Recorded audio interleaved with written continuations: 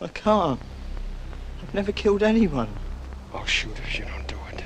This grimy little thriller goes by many names. If you buy the DVD titled Corrupt Lieutenant, then the film itself is called Corrupt. If you buy the restored Blu-ray called Corrupt, then the movie is titled Order of Death.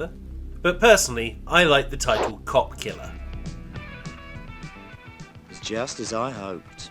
His real name is Fred O'Connor. He lives in Brooklyn. He has a secret apartment with another cop. There's something gentle about him. Something almost maternal, despite his tough guy act. Though shot in New York City, this is actually an Italian production. The original title of which is L'assassino dei poliziotti.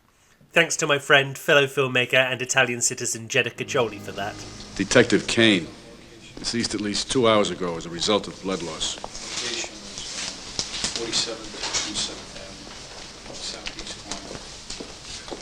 Corner. It looks like he's been cut with a serrated edge knife. Is it the same as the other ones? A serial killer is on the loose and targeting police officers, slitting their throats with a serrated knife. Lieutenant Fred O'Connor suspects disturbed rich boy Leo Smith of being the killer, and Leo delights in teasing the law. Fred and Leo end up together in Fred's apartment, which he shares with a fellow police officer, Bob Carvo.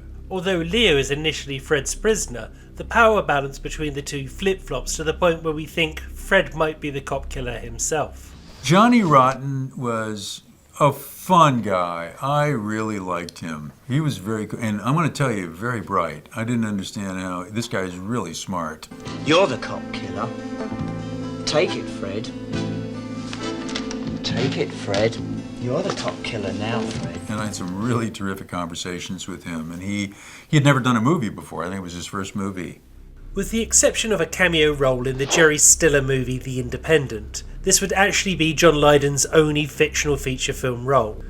The British movie critic Barry Norman described Lydon's voice as being reminiscent of a speak your weight machine.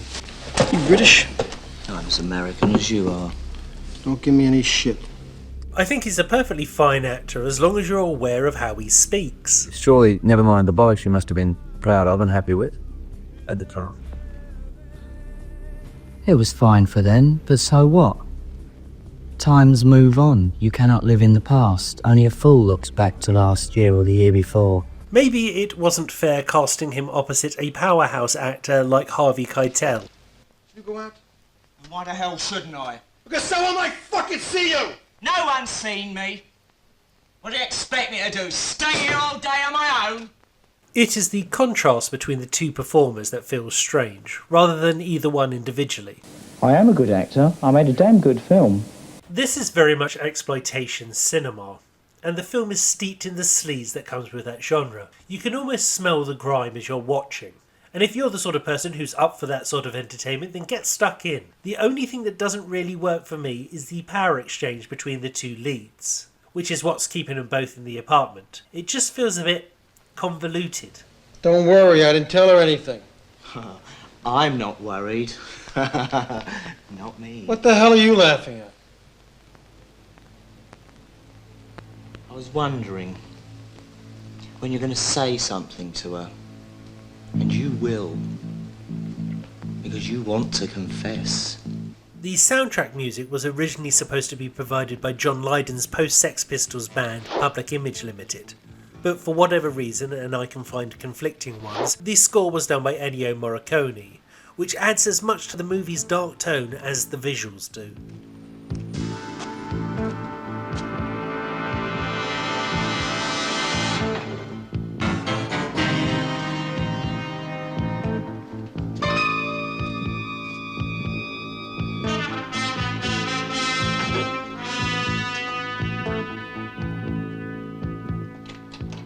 A track titled Order of Death featured on Public Image Limited's 1984 album, This Is What You Want, This Is What You Get. And seeing it shares a title with one of the movie's many aliases, it is presumably the band's intended opening credits song. Alas, for copyright reasons I cannot play it here, but it can be found on all the music streaming sites that I'm sure you already know about. So, how are you, Lieutenant O'Connor?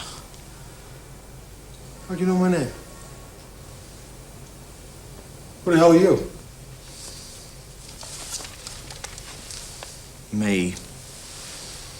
This movie has lapsed into the public domain and can be found in many different versions of varying quality. The dark fuzzy version that is currently on screen is titled Corrupt and can be found in those 4 movies in one box compilation sets that you used to find in bargain bins and pound shops. I'm hot. It's as hot as hell in here. It is impossible to keep these 2 images synchronised as they are actually moving at different speeds. The right hand side of the screen is the public domain PAL DVD, so moving at 25 frames per second. The one on the left is the US NTSC Blu-ray, moving at 24 frames per second. But if we focus on the image quality, or lack thereof, the left side isn't perfect. It's a bit pink to my eye, but at least it's sharp. The one on the right is soft, it's fuzzy, and it's been cropped. He's leaving! Arrest him! How much do they take? Him. How much do they take? $500 cash. After the success of Bad Lieutenant in 1992, where Harvey Keitel plays a similarly amoral police officer, the movie was retitled Corrupt Lieutenant, and in some territories was released as a sequel to the Abel Ferrara movie. And anyone who saw Bad Lieutenant should be able to see a problem. What with him dying at the end of that film. Hey, so maybe Corrupt Lieutenant should be seen as a prequel to Bad Lieutenant. Only, spoilers, Harvey Keitel dies at the end of that too.